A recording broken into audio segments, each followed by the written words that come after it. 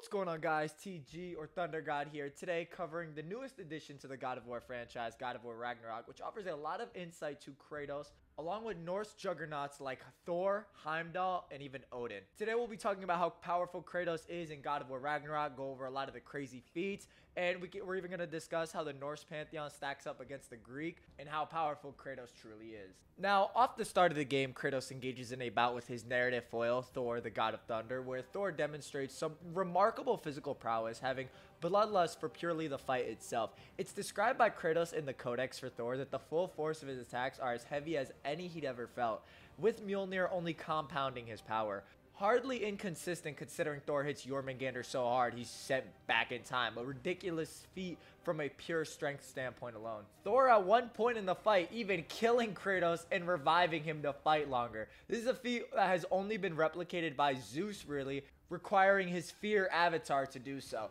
requiring the power of hope to actually defeat Zeus's fear avatar. So this isn't like an insignificant feat by any means. Thor also displays how Kratos actually can afford to really suppress himself against him, made evident by how the fight ends. Thor goes on to blatantly mock Kratos and the Greek pantheon as a whole, only satisfied when Kratos reveals a semblance of his true power. Thor, during this fight, even admits he's holding back as he's trying not to kill Kratos, not satisfied with the ghost of Sparta and his suppressed, or in Thor's own words, lesser version of himself. Kratos does go on to receive power amps and new weapons in this game, with him going on to defeat Thor later on, with his goal not even to kill the God of Thunder later in the game, with Thor being far more bloodlusted and attempting to kill Kratos in their second fight.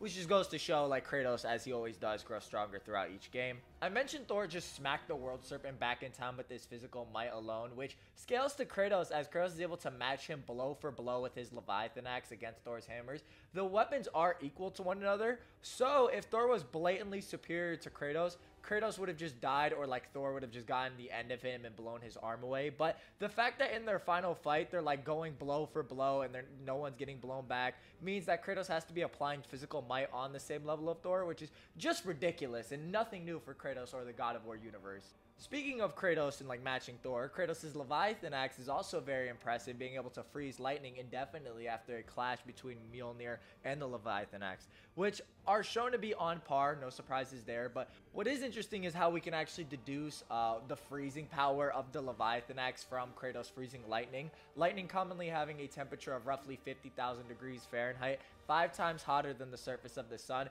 and Kratos is able to freeze it, and the return stroke of the bolt showing to be going up and down the frozen lightning, which is very impressive in terms of like his Leviathan axe and what's actually able to freeze.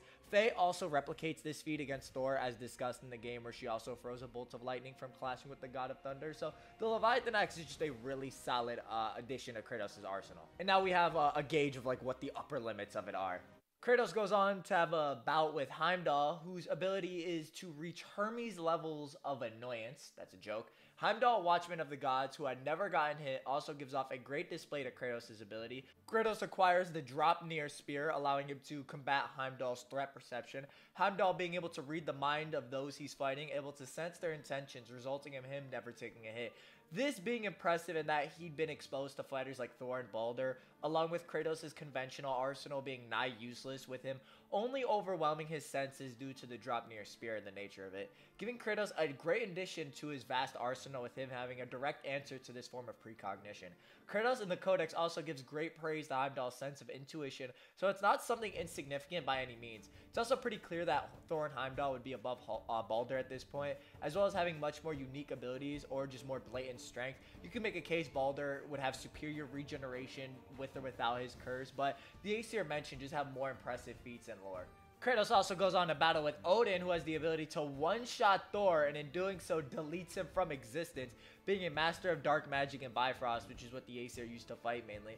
Odin proceeds to chuck Mjolnir casually at Thrud, Odin being able to take on the combined might of Kratos, Atreus, and Freya. Odin is described as, without a doubt, the most formidable enemy the franchise has ever seen in an alleged leak for the God of War Ragnarok art book.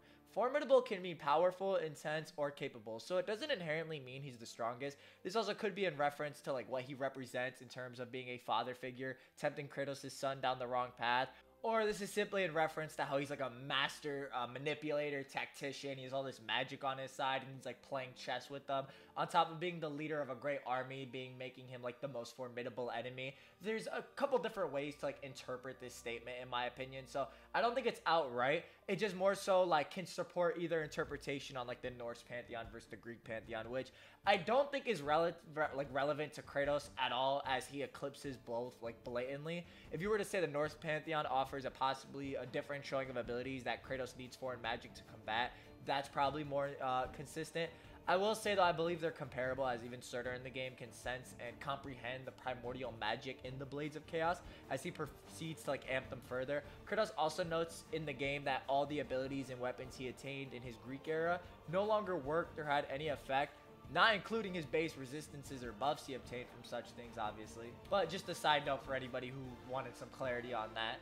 This game also does get into the whole Greek pantheon versus the Norse pantheon debate. I will say there is a couple ways you could look at it.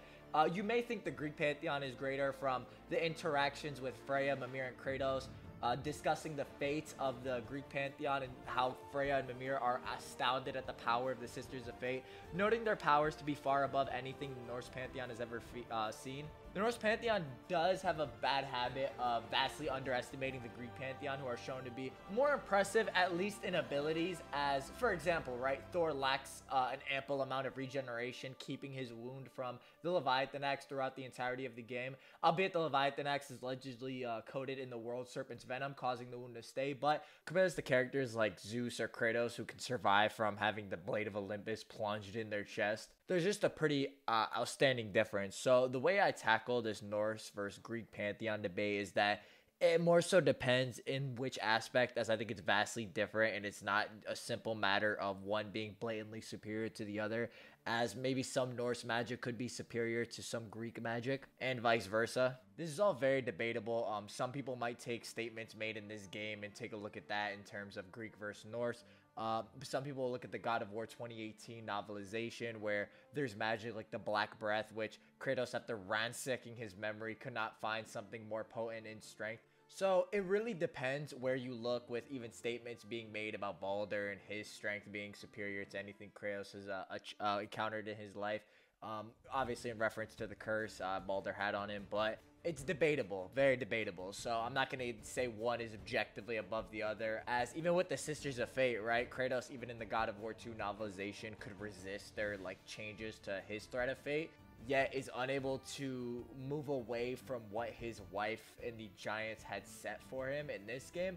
It's really weird with the fates in this game also just like blatantly saying what Kratos is going to say and knowing everything. So it seems that it's very different. It's not like simply just a matter of one being better than the other. I don't think that's a very logical explanation in terms of like Norse versus Greek. I think it's very dependent on like where you look at it. Some people also might say that Kratos is suppressed when he's killing these Norse gods, which I will say is true, and Kratos provides clarity to the nature of his self-nerf in the Norse segment of his life. Kratos is actively defying his nature to return to his old ways, which he is struggling with throughout the entirety of the games. Demonstrated the most with Thor being the Kratos that was, with Kratos telling him he can change from being a destroyer. Kratos is constantly limiting himself from becoming the destroyer that once was, which is ridiculous that a character can limit himself that much and still proceed to dominate the Norse gods like Heimdall, Thor, and Odin.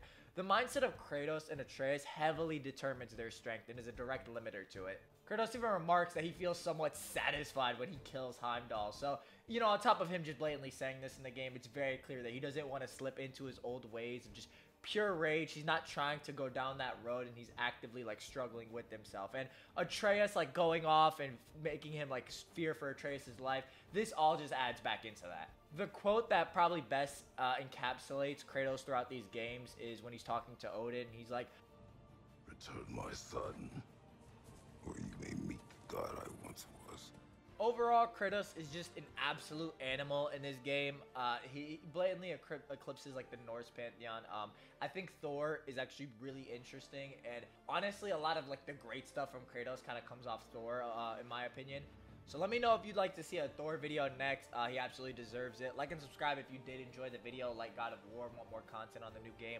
I want to do a video on Thor, Odin, Heimdall. So let me know. Let me know if you guys want that stuff. But hopefully you guys enjoyed. Like and subscribe if you did. Bye-bye.